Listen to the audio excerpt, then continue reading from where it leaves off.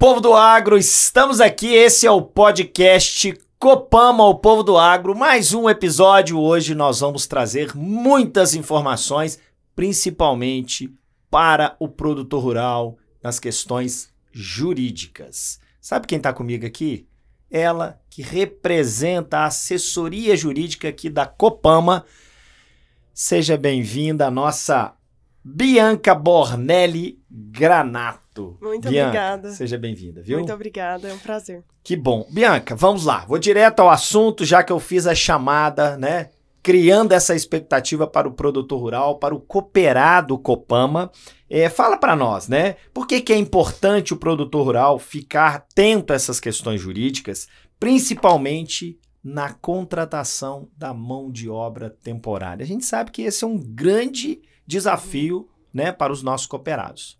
Bom, eu acho que esse período que nós estamos vivendo, né, que é pré-safra, é de grande expectativa para todos.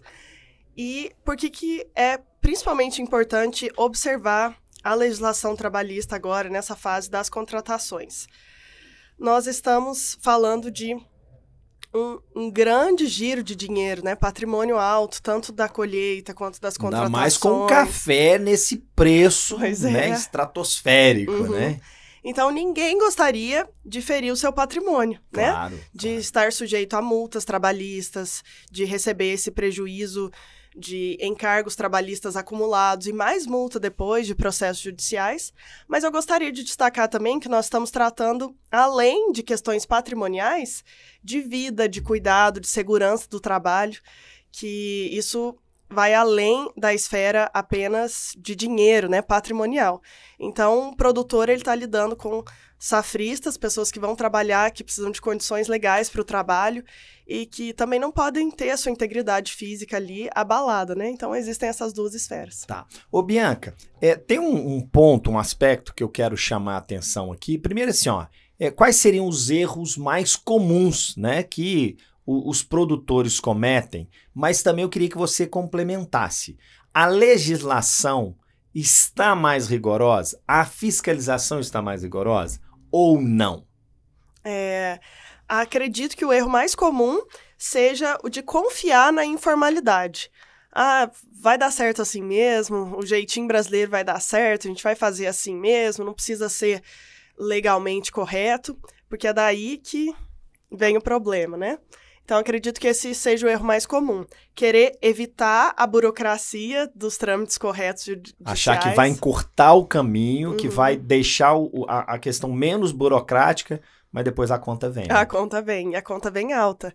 Então, na segunda questão, né, que você perguntou sobre a fiscalização. Da fiscalização. A gente tem escutado muitas coisas nesse sentido, né? Está, assim, mais rigoroso. O Ministério Público do Trabalho está muito, né, ferrenho, querendo vigiar mesmo, por essa questão que eu acabei de citar.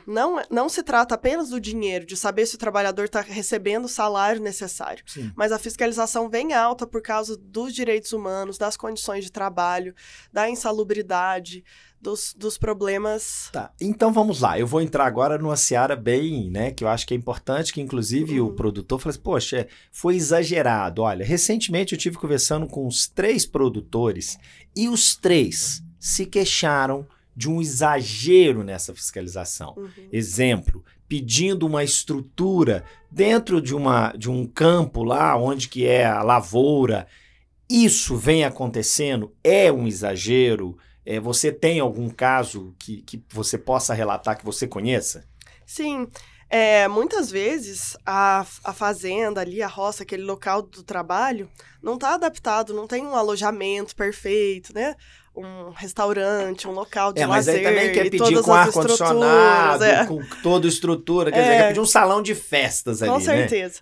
Então, a gente precisava, os produtores, né, precisavam se unir mesmo para reclamar essas questões exageradas, na legislação, né? E a fiscalização, ela tem sido mais contundente, até como você mesmo falou, e são relatos que eu tenho recebido continuamente, né? Essa forma, né, quando ele é mais contundente, mas assim, um exagero de pedidos que não cabem dentro de uma roça, por exemplo. Sim. Aí sempre existe o direito de defesa, né? Não é que o produtor ele vai ser autuado e já vai sofrer. Mas muitas vezes são penalizados, sim, né? Aí depois ele vai ter que correr atrás. Mas existe uma oportunidade de se defender, de dizer que as coisas estão... Mas existem algumas coisas inegociáveis, como a água, por exemplo, uma qualidade de água potável, fresquinha. Então, existem pontos... Produtor, tem que ficar atento mesmo. Eu quero aproveitar que você esclareça, né, também para nós, assim, a gente sabe que né, é um cerco que vem se fechando, cria mais dificuldades, né? A gente sabe que ser produtor já é um grande desafio, eu falo, né, eu já usei esses termos aqui outras vezes, é o escritório a céu aberto. Mas qual é a diferença? Diarista, temporário e safrista. Certo. São 3 tipos de trabalho diferente, mas vou começar pelo mais informal. O diarista, ele não tem uma parte muito essencial para se configurar vínculo empregatício, que é a não eventualidade. Então, para ser considerado como um empregado mesmo, para ter vínculo de trabalho, precisa ser não eventual, uma certa constância. Certo. O diarista, para não ter constância, tem que ser menos que 2 vezes por semana, mais ou menos na jurisprudência. Então, só é seguro dizer que você tem um diarista se ele vai 1 vez por semana, no máximo 2 vezes por semana, e sem constância. Sem, E aí todos, né, eu trouxe aqui 3 possibilidades. As 3 possibilidades requer algum tipo de contrato? Qual delas requer o registro? O diarista não requer o registro, porque ele não tem então ele é 100% informal. Ele é 100% informal, o diarista, mas também tem que obedecer 8 horas por dia, né? Algumas... A jornada é a mesma. Então aí, atenção ao produtor cooperado. O diarista é 100% informal, o que não quer dizer que isso não gere um passivo trabalhista, correto? Com certeza. Porque, ou seja, esse trabalhador, esse diarista, pode requerer, né, acusando o produtor, né, ou excesso da carga horária, ou repetição além de um dia, como você disse. Sim, tem que ser uma coisa muito de vez em quando. Então, para quem vai com frequência mesmo trabalhar na safra, a gente não indica que se trate como diarista, porque depois ele volta e fala, ó, eu tinha vínculo empregatício, eu estava lá sempre. Tinha horário, frequência. Toda semana eu fui, Perfeito. A cada dia sim, dia não eu fui. Tudo isso caracteriza o vínculo empregatício. E aí, então, qual que seria a sugestão? Desses todos, a gente sabe que, né, a relação de trabalho no Brasil, seguindo, né, a CLT, seguindo a legislação, sempre se há um risco de gerar algum passivo. Sim. Então, desses aí, qual que vocês, ou qual é a indicação para que possa gerar menor risco de um passivo trabalhista? Então, nós temos para registro de um trabalhador temporário, né, que não vai ficar permanentemente trabalhando para o produtor, temos o contrato temporário e o contrato safrista, né, que é de prazo determinado. A diferença entre os dois é que o temporário, ele é para todos os tipos de serviço, pode ser contratado um trabalhador temporário nas mais diversas empresas, mas o safrista é especificamente para o trabalho no campo.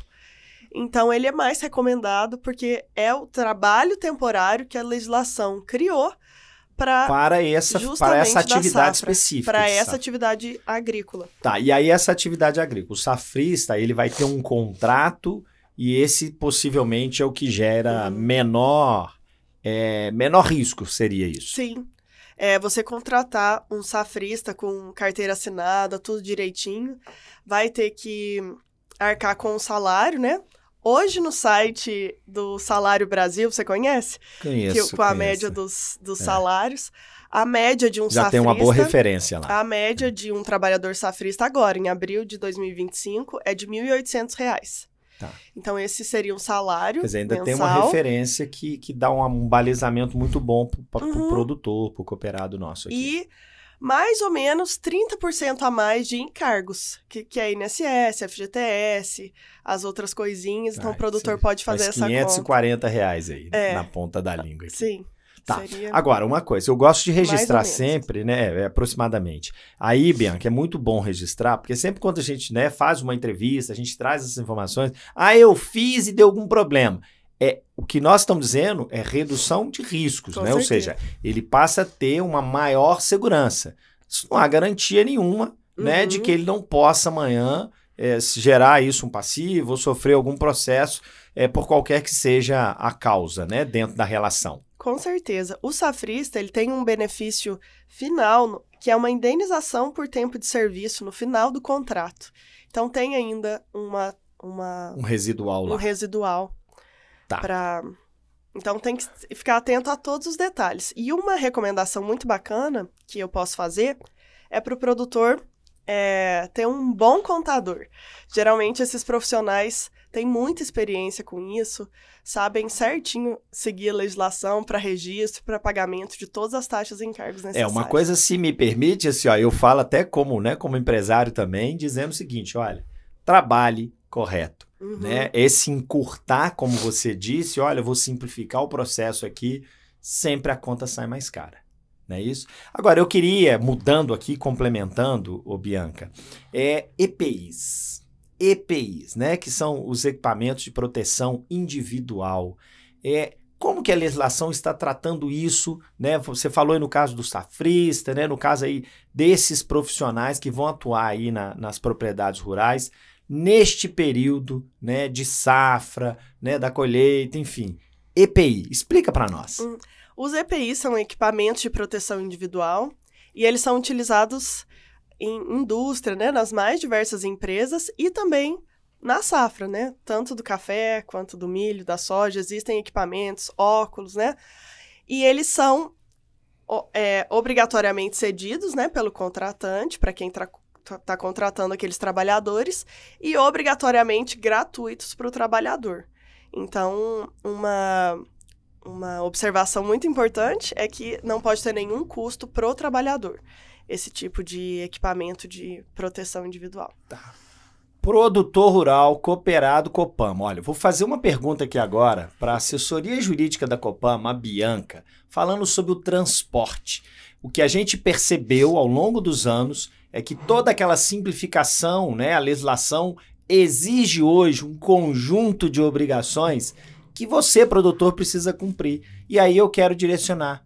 Bianca, responda para nós sobre transporte. Que dicas que você pode trazer ou quais são hoje as possibilidades ou as obrigações do produtor cooperado? Certo. Para o transporte dos trabalhadores, mesmo dentro da propriedade, porque muita gente acha que a legislação vai vigiar só na estrada, no asfalto, indo e voltando, mas não. Existem autuações dentro da propriedade, então precisa se atentar na hora de se movimentar ali dentro da propriedade. Da propriedade mesmo, entre uma plantação e outra, né? Que são recomendados, né? Ônibus, formalmente, tudo arrumadinho. Regulares, né? Veículos regulares, com motorista licenciado, com a carteira correta.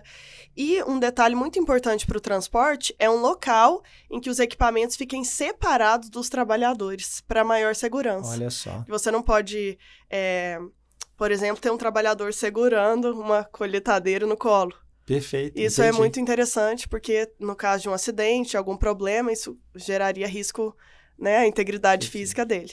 Então, é bacana no transporte que, além de estar tudo certo com o veículo, com o número de passageiros, respeito ao número de passageiros, evitar carroceria, né, carregar aquilo assim, que a gente via no passado, né, colocava lá no caminhão, todo mundo ia daquela forma, quer dizer... de jeito nenhum. Isso é como, assim, a gente às vezes poxa, exagero, mudou muito a legislação, mas isso funciona nos carros do dia a dia, né? Eu sou da geração que a gente andava lá naquele baúzinho lá do Fusca, jogado lá, ninguém usava cinta, era aquela confusão, né? Quer dizer, era uma outra realidade, né? A gente tem que entender que isso não existe mais. É uma adaptação mesmo do transporte e lembrando mais uma vez desse detalhe de ter um compartimento separado para os equipamentos. Perfeito. Bianca, a nossa conversa está ótima. Eu quero aqui já caminhar para a gente fazer o fechamento, mas antes eu queria registrar. Eu fiquei muito feliz, né? Bianca formou no ano de 2018, é isso?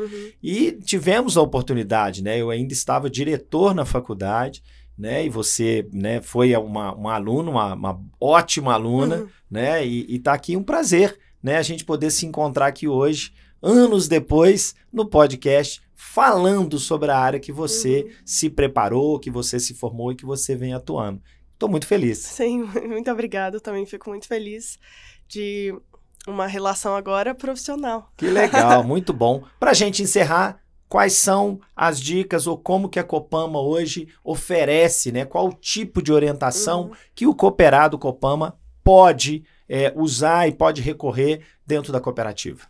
A Copama está disponibilizando para os cooperados uma cartilha bem completa, formulada pela OCENG, com vários detalhes. Nós temos até 2 versões. Uma cartilha de 53 páginas, bem completa, falando sobre alojamento, transporte. Quer dizer, o que você falou aqui hoje no podcast é um resuminho dessa cartilhona toda. Sim. E também uma cartilha mais resumida, para quem quiser espalhar mesmo no grupo da família. Acho que vale muito a pena. A Copama vai compartilhar esse conteúdo com todos os cooperados interessados. E também estará disponibilizado até no próximo Copama Informa também o meu e-mail. Para dúvidas relacionadas à safra. Como que o cooperado pode acessar essas informações dessa cartilha ou dicas? Tem algum canal? Tem o seu e-mail? Qual é seu e-mail? A cartilha vai ser disponibilizada através do bot também, aquele do WhatsApp que todo mundo já tem acesso, né, e usa do Copama. E o meu e-mail é bianca.granato@copama.com.br. E está disponível para qualquer dúvida dos cooperados nesse período de safra. Maravilha. E se não souber, é só vir aqui na Copama ou procurar o dado da Copama que as pessoas vão responder. Sim, estamos disponíveis. A Copama teve essa ação ativa, né? E não só de receber as dúvidas, mas para se propor a falar sobre isso de maneira ativa para ajudar. Maravilha. Bianca, que mensagem que você pode deixar final para o cooperado? Eu queria desejar uma boa safra, né? E que o trabalho flua da melhor forma possível, com muita segurança e muita responsabilidade. Que bom. Bianca, muitíssimo obrigado, viu? Pela sua participação e essas dicas valiosíssimas. Obrigada. Valeu. O povo do agro, vamos ficando por aqui. Esse foi o podcast Copama, o povo do agro, sempre com dicas, informações e notícias importantes para você, produtor, para você, cooperado. Valeu!